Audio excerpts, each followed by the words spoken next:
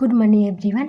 मैं रागनी और मैं फिर से लेके आ चुकी हूँ आप लोगों के लिए जो ज्ञान बिंदु जीएस एकेडमी का टेस्ट सीरीज है। ठीक है, हम पिछली क्लास में 4 टेस्ट सीरीज पढ़ चुके हैं। इस टेस्ट सीरीज में हम टेस्ट नंबर 5 पढ़ेंगे। ठीक है, आज से मैं मेनली आप लोगों को 50 क्वेश्चन का ही डिस्कशन कराऊंगी। लेकिन जो 50 क्वेश्चन का मैं डिस्कशन कराऊंगी वो पूरी तरह डीप से कराऊंगी, यानी उसमें मैं बहुत ज़्यादा फैक्ट्स अपने से डालूंगी और अपने से क्वेश्चन तैयार कर भी लाऊंगी। ठीक है, तो उम्मीद है आप लोगों को अच्छा लगेगा, लेकिन जो भी मैं बताऊंगी अच्छे से बताऊंगी आज के बाद से। ठीक है, तो उम्मीद है आप लोगों को ये टेस्ट सीरीज ज़रूर अच्छा लगेगा।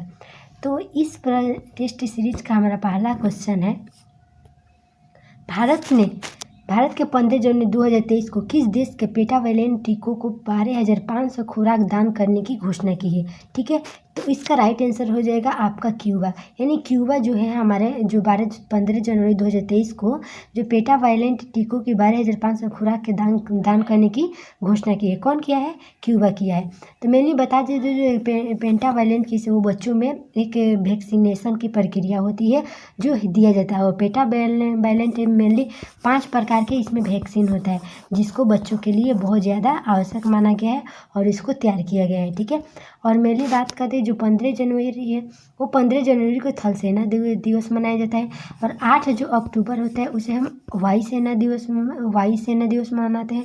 और जो 4 दिसंबर होता है उसे हम नौसेना दिवस मनाते हैं। ये 3 को आपको याद रखना है। ठीक है, ऑस्ट्रेलिया का राजधानी होता है कैनबरा, फ्रांस का राजधानी होता है पेरिस। ठीक है, नेक्स्ट चलते हैं। हमारा नेक्स्ट क्वेश्चन क्या है, भारत का पहला राष्ट्रीय मेट्रो रेल ज्ञान केंद्र किस शहर में बनाया जाना प्रस्तावित है। ठीक है, तो इसका राइट आंसर हो जाएगा दिल्ली में। यानी दिल्ली में मेट्रो रेल का ज्ञान जो केंद्र बनाया जाएगा शहर, वो हमारा कहाँ बनाया जाएगा? वो दिल्ली में बनाया जाएगा। तो इसका राइट आंसर हो जाएगा हमारा दिल्ली। नेक्स्ट क्वेश्चन है, 11 फरवरी को फार्मूला ई रेस देश के किस शहर में आयोजित किया जाएगा। तो इसका राइट आंसर हो जाएगा हमारा हैदराबाद। यानी हैदराबाद के एक मुस्लिम शहर है जहाँ पर हम क्या करेंगे, 11 फरवरी को फार्मूला ई रेस देश के इस शहर में आयोजित किया जाएगा। ठीक है, तो यहाँ पर हैदराबाद राइट आंसर हो जाएगा। नेक्स्ट क्वेश्चन है, भारत का पहला 5G सक्षम ड्रोन ओएनजी ड्रोन द्वारा विकसित किया गया है। तो ड्रोन का नाम क्या है? ठीक है, तो इसका राइट आंसर हो जाएगा हमारा स्काई हॉक। क्या नाम है इसका? स्काई हॉक जो है 5G सक्षम ड्रोन IG ड्रोन द्वारा विकसित किया गया है। ठीक है, यानी भारत का ये पहला ड्रोन है। ठीक है, नेक्स्ट चलते हैं। हमारा 2018 में वास्तुकला के क्षेत्र में जो प्रित्जकर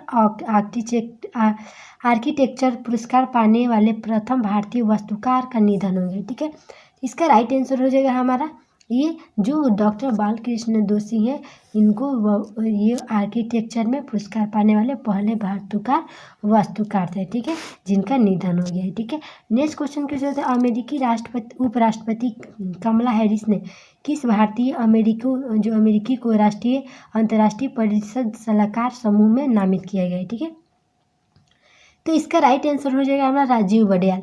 क्या है? राजीव बड़ियाल जो है इनको राष्ट्रीय अंतरिक्ष परिषद का सलाहकार समूह में नामित किया गया है। ठीक है, इसके बाद नेक्स्ट क्वेश्चन के चल नेक्स्ट क्वेश्चन क्या है, सड़क सुरक्षा सप्ताह प्रतिवर्ष को पूरे देश में मनाया जाता है। ठीक है, तो इसका राइट आंसर हो जाएगा जो सड़क सप्ताह मनाया जाता है वो कहाँ मनाया जाता है? 11 से 17 जनवरी के बीच में मनाया जाता है। नेक्स्ट क्वेश्चन है, पर्यटन मंत्रालय किस देश की दुनिया की सबसे बड़ी अंतर्राष्ट्रीय यात्रा प्रदर्शनी जो फितूर में भाग ले रहा है वो कौन सा है? ठीक है, यानी इसमें कंट्री का नाम पूछा है।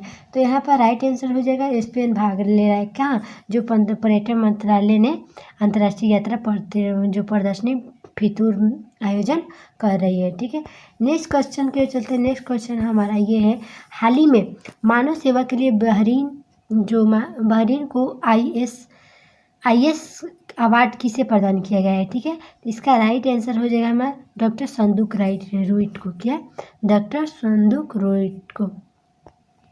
Next question, a nation to protect नामक पुस्तक के लेखक कौन है? तो इसका राइट आंसर हो जाएगा हमारा ये प्रियम गांधी मोदी। कौन है? प्रियम गांधी मोदी। ठीक है, नेक्स्ट क्वेश्चन, गर्भवती महिलाओं के लिए विशेष स्वास्थ्य देखभाल कार्यक्रम आंचल की किस राज्य की पहल है? तो इसका राइट आंसर हो जाएगा हमारा ये राजस्थान की। यानी राजस्थान के एक करौली जिला है जहाँ पर यहाँ पर प्रेग्नेंट लेडी को देखभाल के लिए आंचल कार्यक्रम का आयोजन किया गया है। ठीक है। अक्टूबर 2022 में किस देश के साथ भारत ने मिसाइल, रॉकेट और गोला बारूद के निर्यात सौदे पर हस्ताक्षर किए हैं? ठीक है। तो इसका राइट आंसर हो जाएगा, ये हमारा हो जाएगा आर्मेनिया। क्या हो जाएगा? आर्मेनिया है। ठीक है। उसके बाद नेक्स्ट क्वेश्चन को चलते हैं। ICICI जो प्रूडेंशियल लाइफ इंश्योरेंस ने अपने डिजिटल प्रथम अभियान के साथ 360 डिग्री वित्तीय सुरक्षा शुरू करने की घोषणा की है, जिसमें किसे दिखाया गया है? ठीक है। तो इसका राइट आंसर हो जाएगा हमारा सूर्य कुमार यादव को। ठीक है। नेक्स्ट क्वेश्चन है, चेन्नई में आयोजित जो तर्कस अभ्यास में भारत के साथ कौन सा देश भाग लेगा? तो इसका राइट आंसर हो जाएगा अमेरिका भाग लेगा। इधर ज़्यादा करेंट अफेयर है। ठीक है। उसके बाद चलते हैं, भारत का एकीकृत भुगतान इंटरफेस प्रणाली को अपनाने वाला पहला देश कौन सा है? तो इसका राइट आंसर हो जाएगा नेपाल। कौन सा है? नेपाल है। ठीक है। नेक्स्ट क्वेश्चन है, जो स्पुतनिक बूस्टर महोत्सव किस राज्य या केंद्र शासित प्रदेश में मनाया जाता है? ठीक है। इसका राइट आंसर हो जाएगा हमारा लद्दाख में। कहाँ मनाया जाता है?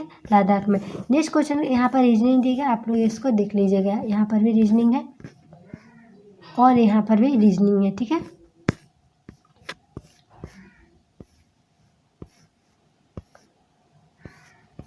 उसके बाद चलते हैं हमारा 23 नंबर को। यहाँ पर मिलान देने के लिए बोला है। ठीक है। तो हम बता दिए आपको, इसमें कुछ सबसे पहले बताया गया कि इससे संबंधित यहाँ जो भी सिविलाइजेशन है, इससे संबंधित कौन सी नदी है? तो मिस्र जो सभ्यता है तो मेनली नील नदी के किनारे ही इसका आयोजन मतलब विकसित हुआ था। ठीक है। तो यहाँ नील से बिल्कुल सही है इसका राइट आंसर। सिंधु जो है सिंधु नदी के किनारे ही डेवलप किया है। चीन की बात करें, जो चीन सभ्यता है ये यहाँ पर यांगटी सिकियांग नदी के किनारे नहीं, बल्कि ये हांगू नदी के किनारे, यानी हांगू नदी को हम पीली नदी के नाम से भी जानते हैं। ठीक है। तो चीन नदी हमारा जो चीन सभ्यता है वो हमारा हांगू रिवर के किनारे विकसित क्षेत्र है। ठीक है। नेक्स्ट तो यहाँ इसका हमारा राइट आंसर जो फर्स्ट 2 सही है, बल्कि 3 गलत है। ठीक है। तो उसके बाद चलते जर्मनी के आर्थिक राष्ट्रवाद का पिता किसे जाना जाता है? तो जर्मनी के जो आर्थिक राष्ट्रवाद के पिता हैं वो हमारे फ्रेडरिक लिस्ट है। कौन है? फ्रेडरिक लिस्ट है। नेक्स्ट चलते हैं, नाबार्ड के संबंध में निम्नलिखित कथनों का विचार कीजिए। ठीक है। तो इसका राइट आंसर हो जाएगा नाबार्ड से रिलेटेड कौन सा है? ठीक है। तो यहाँ पर जो बोला गया, नाबार्ड संसद एक्ट द्वारा 1982 में स्थापित किया गया था, तो यानी ये सही है। ठीक है। जो नाबार्ड है हमारा वो 1982 के एक्ट के तहत ही आया था। ठीक है। उसके बाद चलते ये केवल कृषि के लिए साख की सुविधा प्रदान करता है, लेकिन आपको बता दें जो कृषि के लिए साख केवल कृषि के लिए ही नहीं, इनका बहुत ज़्यादा सेक्टर है जहाँ पर ये साख को सुविधा मतलब साख देते हैं। ठीक है। तो यहाँ पर दूसरा हमारा गलत है, पहला बिल्कुल सही है। और बता दें आपको नाबार्ड कब आया था? जो 6वीं हमारा पंचवर्षीय योजना थी तो उसी के टाइम आया था, यानी 1980 से 85 के बीच में ये आया था। ठीक है। उसके बाद चलते हैं नेक्स्ट क्वेश्चन। हमारा नेक्स्ट क्वेश्चन क्या है? नेक्स्ट क्वेश्चन है, नीति आयोग के विषय में निम्नलिखित में से कौन सा एक सही नहीं है? ठीक है। इसका नीति आयोग के बारे में बताया गया है। तो बता दें आपको, नीति आयोग 2015 योजना आयोग को हटाकर नीति आयोग को लाया गया। मेनली जो नीति आयोग का अध्यक्ष होते हैं वो देश के PM होते हैं, यानी अभी कौन है? हमारे देश के नरेंद्र मोदी है। ठीक है।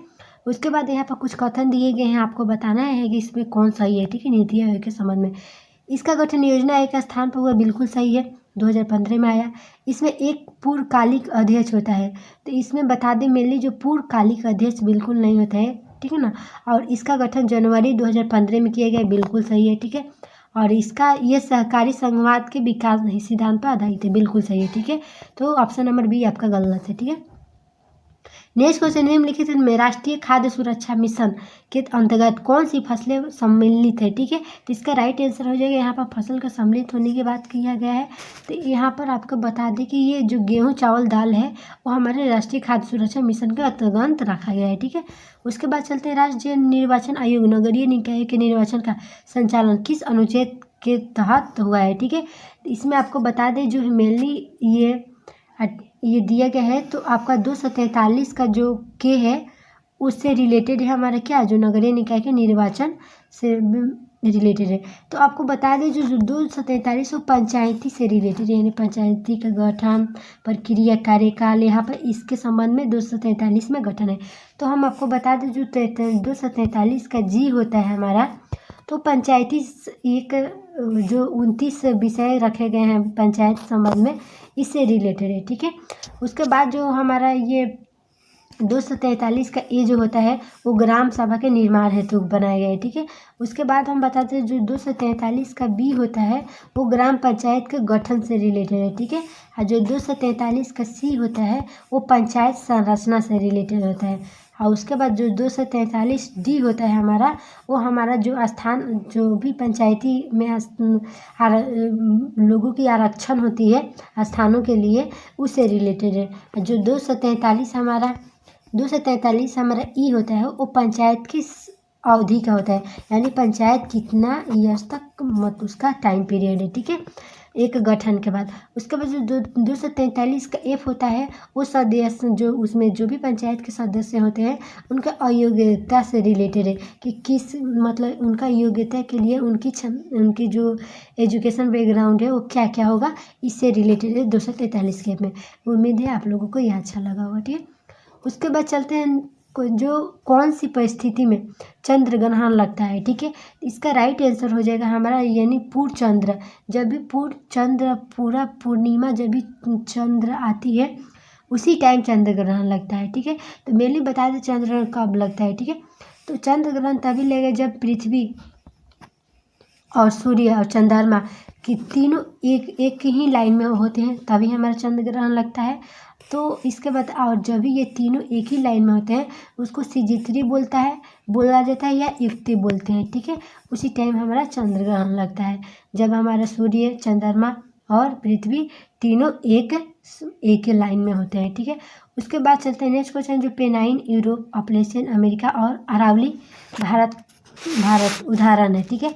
यहाँ पे यानी पुरानी पर्वत का नाम दिया है। यहाँ पर अरावली से आप डीप समझ सकते हैं कि अरावली हमारे देश की सबसे पुरानी पर्वत है, शिखर है, ठीक है। तो यहाँ पर अपलेशियन जो है ये भी पुरानी पर्वत है अमेरिका के, और पेनाइन जो है हमारा यूरोप का पुरानी पर्वत है।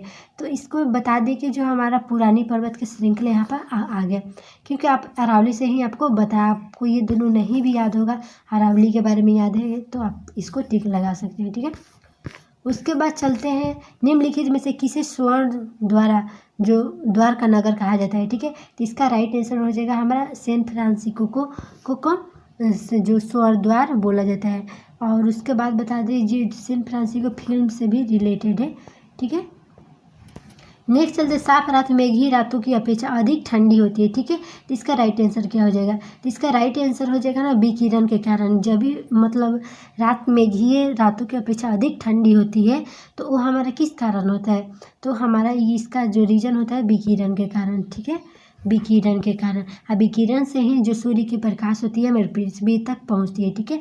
संघनन जो हो गया वाष्पीकरण से रिलेटेड, जब हम किसी वाटर को बॉइलिंग करते हैं तो संघनन की प्रक्रिया होती है, ठीक है। आपतन के कारण होता है जब प्रकाश हमारी किसी सतह से टकरा कर दोबारा जाती है, वो आपतन की प्रक्रिया होती है। चालन जो होता है हम करेंट से रिलेटेड कर सकते हैं, एक स्थान से दूसरे एक वस्तु से दूसरे वस्तु में अगर जो भी उनसे कॉन्टेक्ट से रिलेटेड जाता है करेंट वगैरह तो चालन से रिलेटेड होता है, ठीक है। नेक्स्ट चलते हैं निम्नलिखित युग्मों में से कौन सा एक सुमेलित नहीं है। तो आपको यहाँ पर कुछ दिया गया है, सुमेलित करना है, ठीक है। तो आपसे बता दें कि इसका राइट आंसर क्या होगा। एपिको आंदोलन मेनली जो हेगड़े थे इन्हीं के टाइम में आया था, इन्हीं के द्वारा लाया गया था, ठीक है। और चिपको आंदोलन जो एसल बहुगुणा है इन्हीं के द्वारा लाया गया था, ठीक है। और नर्मदा बचाओ आंदोलन जो था वो मेघा पाटेकर के द्वारा ही लाया गया था, ठीक है। शांत घाटी आंदोलन की बात करें तो शांत घाटी जो आंदोलन है वो सलीम जो बरबरा है उनके द्वारा लाया गया था, ठीक है। और जो ये बाबा आमटे हैं वो नर्मदा बचाओ आंदोलन से रिलेटेड है, ठीक है।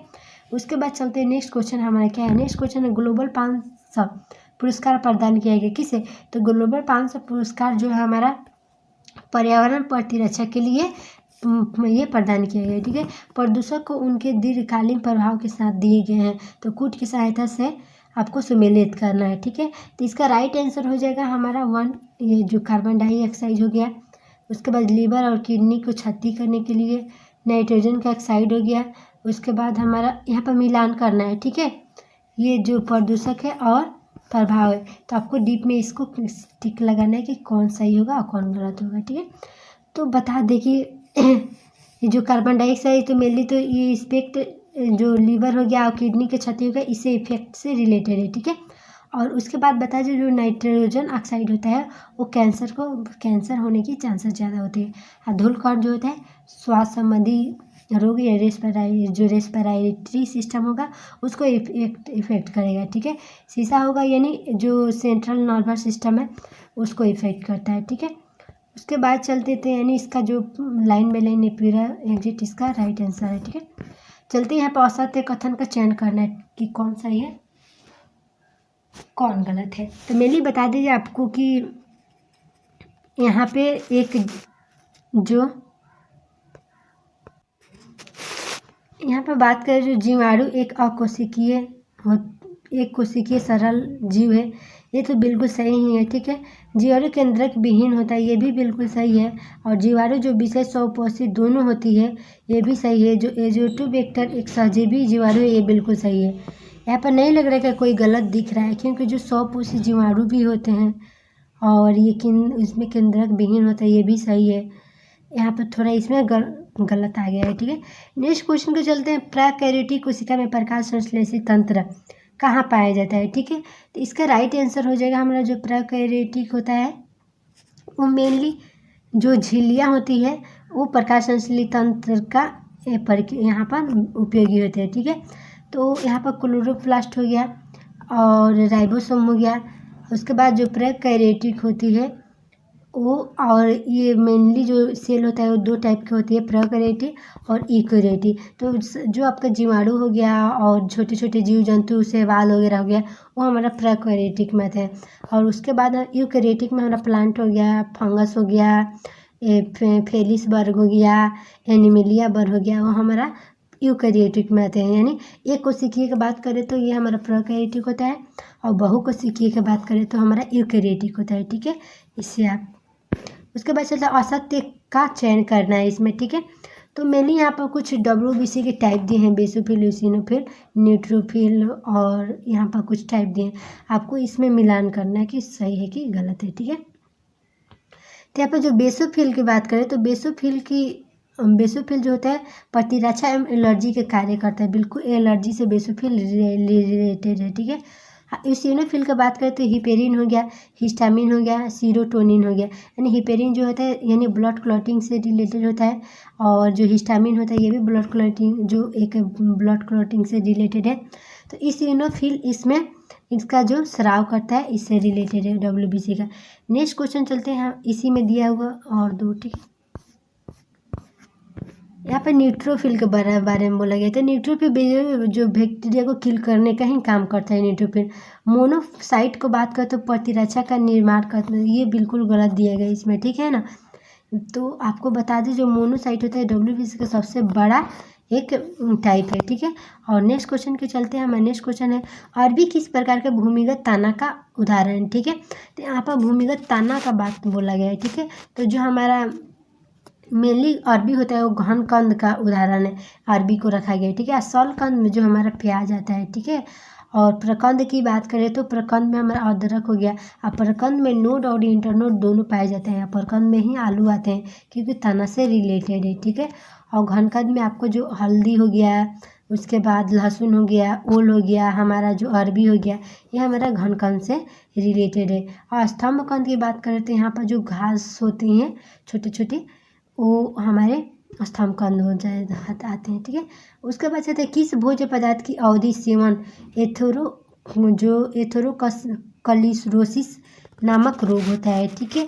इसका राइट आंसर हो जाएगा फैट से ज़्यादा लेने से बॉडी में हमारा एथेरोकलिरोसिस हो जाता है, ठीक है। प्रोटीन हमारा जो प्रोटीन की कमी से हो जाएगी, कमी से जो क्वासिक्यूलोसिस रोग होता है, ठीक है। कार्बोहाइड्रेट हो या खनिज हो गया, ठीक है। मेनली जो भी हमारे प्रोटीन, विटामिन, कार्बोहाइड्रेट सब कुछ हमारे बॉडी के लिए बहुत ज़्यादा उपयोगी होता है, बट उचित मात्रा में हमारे लिए बेटर होता है, ठीक है। अगर ज़्यादा हम प्रोटीन लेंगे तो प्रोटीन से भी हमारे डिजीज होने की चांसेस बढ़ जाती है, ठीक है। उसके बाद चलते हैं हमारा 41 निम्न में से किस जंतु का उत्सर्जी अंग मेलपीगी नलिका है, ठीक है। तो मेलपीगी के बात बोला गया यहाँ पर, ठीक है। तो इसमें बता दें जो हमारा ये मेलपीगी होता है वो ये हमारा ये जो केंचुआ होते हैं हमारा मेलपीगी से रिलेटेड है। कौन है? मेलपीगी से रिलेटेड है। उसके बाद चलते हैं हमारा नेफ्रॉन का मुख्य कार्य पूछा गया है, ठीक है।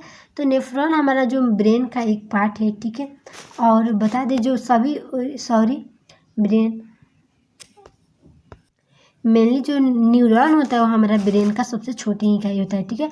और नेफ्रॉन जो होता है हमारा वो किडनी का सबसे छोटी इकाई होता है, ठीक है। तो इसके बारे में हम थोड़ा नेफ्रॉन के बारे में डिटेल से पढ़ लेते हैं, ठीक है। तो यहाँ पर कुछ दिया गया और इसका कार्य के बारे में पूछा गया कि इसका कार्य कौन सा ही है, ठीक है। तो सभी उत्सर्जित पदार्थ को रक्त से स्राव करता है, बिल्कुल सही है, क्योंकि किडनी से रिलेटेड है। तो यहाँ पर किडनी के कार्य को यूरिन फिल्ट्रेशन, ब्लड फिल्ट्रेशन का कार्य करता है, ठीक है। तो यहाँ पर सभी उत्सर्जित पदार्थ को रक्त से निकालने का कार्य हमारा कौन करता है, नेफ्रॉन के द्वारा किया जाता है, ठीक है। आवश्यक पोषक तत्वों को रक्त में बनाए रखने का काम हमारा न्यूरॉन नेफ्रॉन करता है, ठीक है। जो भी हमारा जो इम्पोर्टेंस यानी एलिमेंट्स हो गया उसको हमारे बॉडी में रखने का कार्य हमारा ये नेफ्रॉन का ही होता है, ठीक है। और ब्लड में उसको बनाकर रखता है, ठीक है। नेफ्रॉन की बात करें तो नेफ्रॉन हमारे बॉडी में ऑलमोस्ट जो 1.15 मिलियन सेल होते हैं, ठीक है, एक किडनी में, ठीक है। और उसके बाद बता दें ये जो नेफ्रॉन जो होता है ब्लड फिल्ट्रेशन का भी कार्य करता है। और इसमें एक डोमेन की प्रक्रिया होती है, डोमेन होता है, ठीक है। यानी इसका डोमेन का जो कार्य होता है वो एकदम विशिष्ट कार्य होता है। और मेटाबॉलिज्म का जो स्राव करता है वो कौन करता है, वो यह हमारा नेफ्रॉन के द्वारा ही किया जाता है, ठीक है। नेक्स्ट क्वेश्चन के चलते हैं। नेक्स्ट क्वेश्चन क्या है हमारा, निम्न में से कौन सा मेरुरज्जु यानी स्पाइनल कॉर्ड को मस्तिष्क का ब्रेन से जोड़ता है, ठीक है। तो इसका राइट आंसर हो जाएगा हमारा बी यानी सेरिब्रम पेंडुकल, ठीक है। सेरिब्रम पेंडुकल में जो हमारा स्पाइनल कॉर्ड है यानी ब्रेन हो गया, इसको दो पार्ट में बांटा गया, ठीक है। अग्र मस्तिष्क, मध्य मस्तिष्क और पश्चिम मस्तिष्क। पश्चिम मस्तिष्क जो होता है हमारा वो प्रोसेफिलॉन और डाइसेफिलॉन इसका टाइप होता है, ठीक है।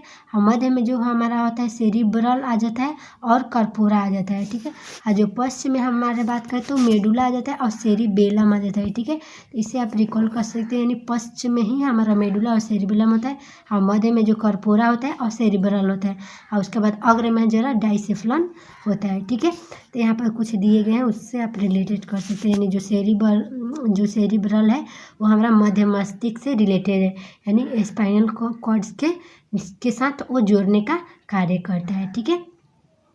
उसके बाद मैं आप लोगों के लिए मेनली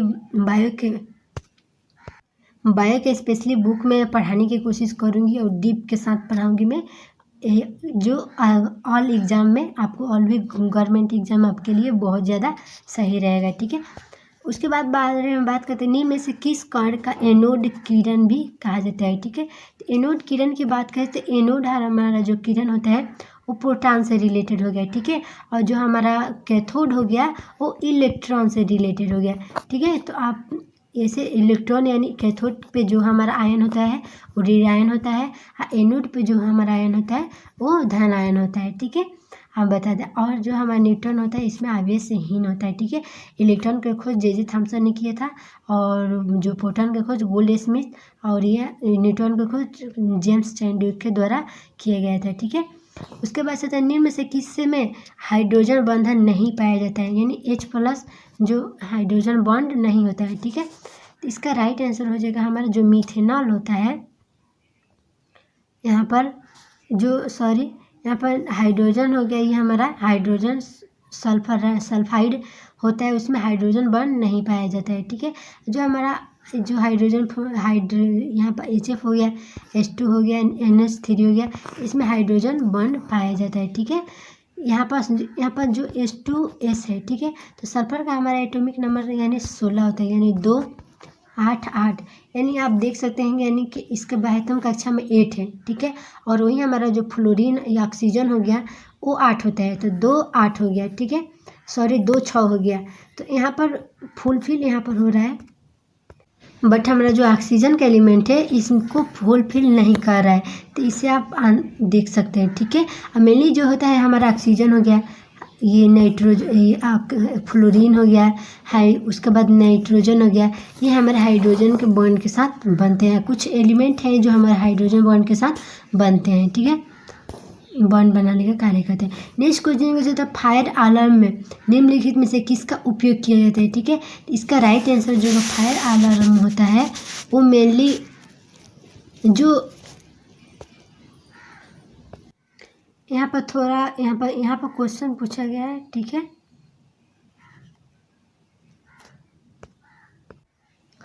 तो इसका राइट आंसर हो जाएगा हमारा फोटो सेल, ठीक है। फोटो सेल से ही जो फायर अलार्म में होता है उसका उपयोग किया जाता है, ठीक है। उसके बाद नेक्स्ट क्वेश्चन की चलते, नेक्स्ट क्वेश्चन क्या है, लौंग के तेल निम्नलिखित में से कौन सा एक प्रमुख घटक है, ठीक है। तो इसका राइट आंसर हो जाएगा हमारा जो मिथेनॉल होता है और यूजेनॉल होता है, ठीक है। तो मेनली जो हमारा यूजेनॉल होता है लौंग के तेल में प्रयोग किया जाता है, ठीक है। उसके बाद हम थोड़ा मिथेनॉल के बारे में बता दें। जो तो मिथेनॉल होता है एक विलायक होता है, ठीक है। और इसमें मेनली ईंधन का जो प्रयोग, ईंधन में इसका प्रयोग किया जाता है। और एक प्रकार का जो बायोडीजल है और जो विकृति कारक के कारण ही इसका उपयोग किया जाता है, ठीक है। और उसके बाद नेक्स्ट चलते हैं, हमारा नेक्स्ट क्वेश्चन क्या है, निम्नलिखित विस्फोटकों में से किसमें नाइट्रोग्लिसरीन एक आवश्यक संघटक के रूप में नहीं पाया जाता है। तो यहाँ पर घटक का नहीं पाए जाने की बात बोला गया है, ठीक है। तो इसका राइट आंसर हो जाएगा एमाटोल। एमाटोल में मेनली एमाटोल में नहीं पाया जाता है। बाकी जो हमारा कार्बाइड हो गया, डायनामाइट हो गया और ब्लास्टिंग लिटेनिन हो गया, ठीक है। तो इसका प्रयोग जो हमारा होता है विस्फोटक के रूप में और नाइट्रोग्लिसरीन की आवश्यक संघटक के रूप में पाया जाता है, ठीक है। तो मेनली आपसे बता दें कि ये इस प्रकार के जो किसमें जो सैन्य हथियार हो गया उसमें यूज किया जाता है। डायनामाइट के प्रयोग करके एक प्रकार के विस्फोटक पदार्थ हैं और इसका खोज जो किसने किया था, अल्फ्रेड नोबेल के द्वारा किया गया था। यानी जो भी उसके बाद जो उद्योग वगैरह काम हो जो भी होता है तो उसमें इसका उपयोग किया जाता है, ठीक है। और उसके बाद कर रहे तो इनका खोज हो गया और जो नोबेल इन्हीं के खोज जो है डायनामाइट के ही खोज के अनुसार जो हमारा नोबेल अवार्ड दिया गया किसको, अल्फ्रेड नोबेल से स्टार्ट हुआ था, ठीक है। उसके बाद हम चलते हैं, नेक्स्ट क्वेश्चन हमारा है, नेक्स्ट क्वेश्चन, निम्नलिखित में से धातुओं में से कौन सी अमलगम नहीं बनाती है, ठीक है। तो इसका राइट आंसर हो जाएगा हमारा जो अमलगम नहीं बनाती है वो हमारा लोहा हो गया, जस्ता हो गया, तांबा हो गया, मैग्नीशियम हो गया, ये तीनों हमारा अमलगम बनाती है, ठीक है। नेक्स्ट क्वेश्चन है, जो अंगोरा ऊन किससे निकलता है। तो अंगोरा ऊन जो होता है हमारा खरगोश से है, ठीक है। किससे, खरगोश से है, यानी खरगोश से ही हम अंगोरा ऊन बनाते हैं, ठीक है। ये हमारा 50 क्वेश्चन का डिस्कशन हो गया। उम्मीद है अगर कोई भी मिस्टेक हुआ होगा इसके लिए सॉरी, और आगे से मैं कोशिश करूँगी और अच्छे से पढ़ाने के लिए। Okay, bye.